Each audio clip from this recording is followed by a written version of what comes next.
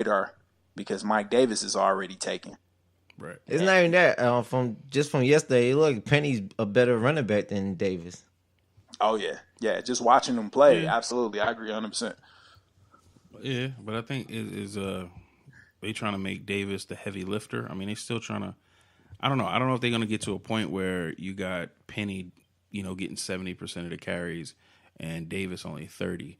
I think they still going to be, 60-40, maybe 55-45, at least for another game or two. Now I disagree. I think that go all off of performance. So if you feeding him and he eating, you're not gonna go. I don't think you don't go away from that. So he going. I think at this point you got this young kid that's hungry. If he's outperforming Mike Davis, they're not gonna be trying to force touches on Mike Davis. No, they're I not feel like going. you go with who's hot. They're not going to try to force the touches on Mike Davis. But as far as the split has been so far, I think. Well, that's until Carson comes back anyway. Because once he comes back, he's gonna be the starter again anyway. What's the injury? That I'm not sure, I don't even know. but I don't think it's too serious because They're already talking about him possibly playing next week against the Green Bay. So I think it's a groin muscle.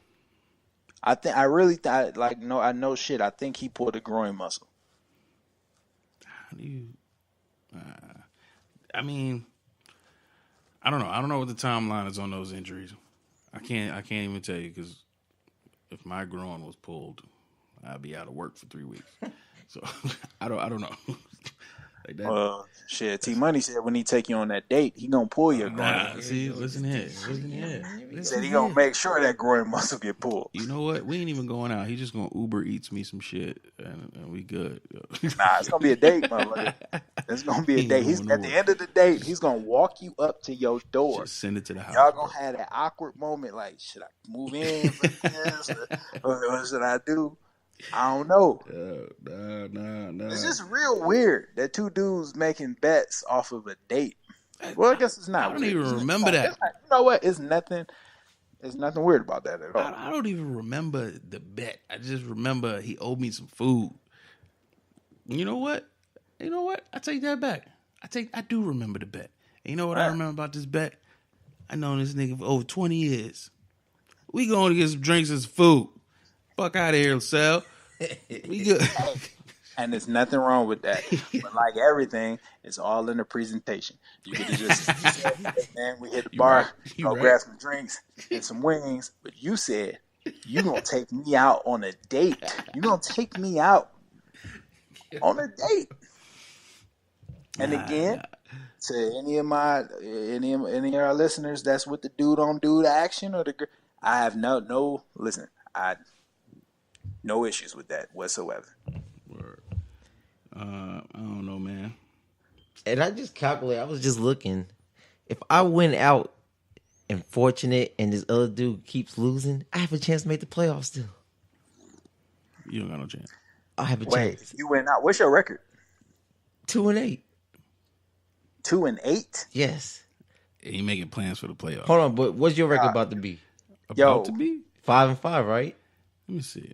What is my record about to be? Yeah, I'm about to be 5-5. Yeah, so we got what 3 more games left? yeah, so if he lose out of my I'm not gonna lose out. I'm about to win the next 3 games. no, if you lose out, I'm not.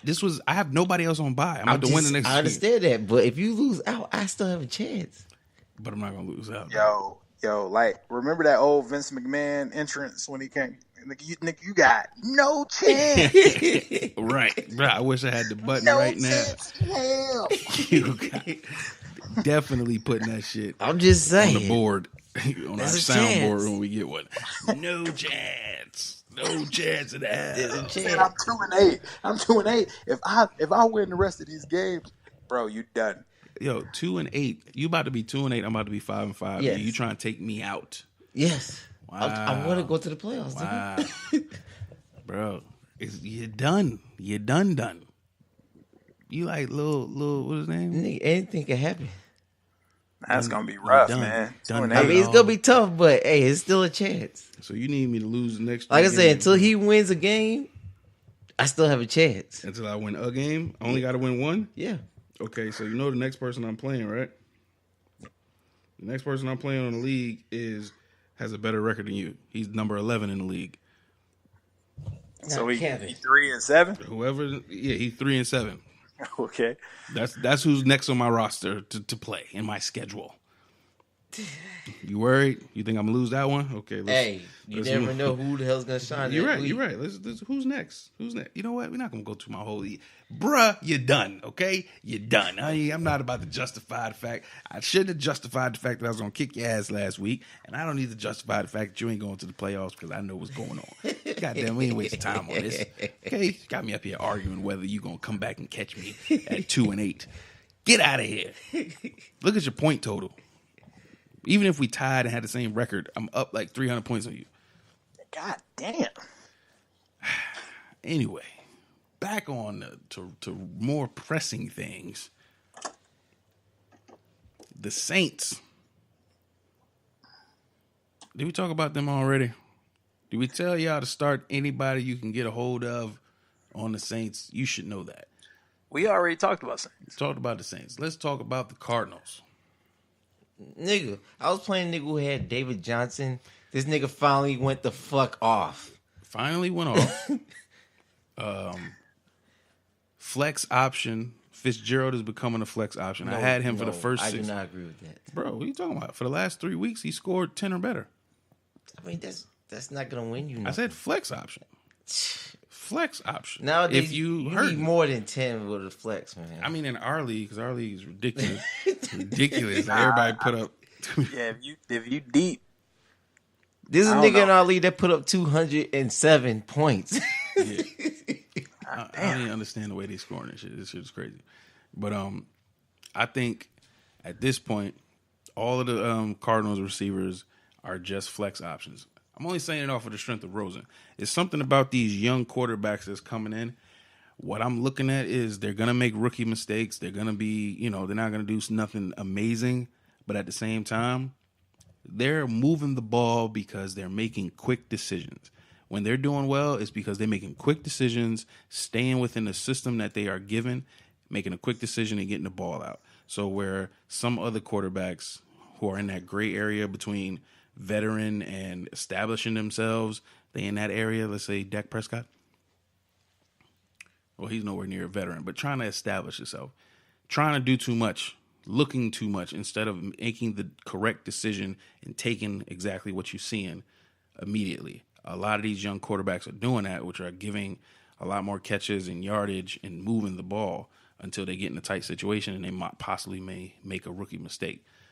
But on the outset, these young quarterbacks that moved in, the same guy for Buffalo that stepped in, just making quicker decisions, getting the ball out of their hands and not holding on to it so that the system is running itself pretty much. They're getting more value to their receivers that way. So I'm looking at Arizona. I'm looking at Z Jones in Buffalo. I'm looking at the receivers in these places saying, it's possible. They got these rookie quarterbacks that's going to up the value, not tremendously. You're not about to turn into a super receiver. You're not going to turn into a Brandon Cooks or a Tyreek Hill. But when you was only giving me 6, now Larry Fitzgerald, you earned a spot on somebody's roster when you didn't have one earlier in the year.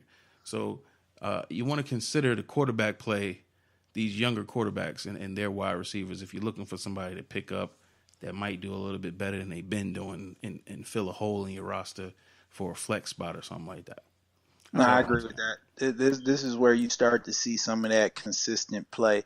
So like last year around this time, for me, it was Marquise Goodwin. Mm-hmm. And I ended up picking him up late in the season. And I think the season before that, the receiver from Washington. Can't think of his name. You talking about Dotson? Jameson Crowder. Nah. Crowder. Yeah.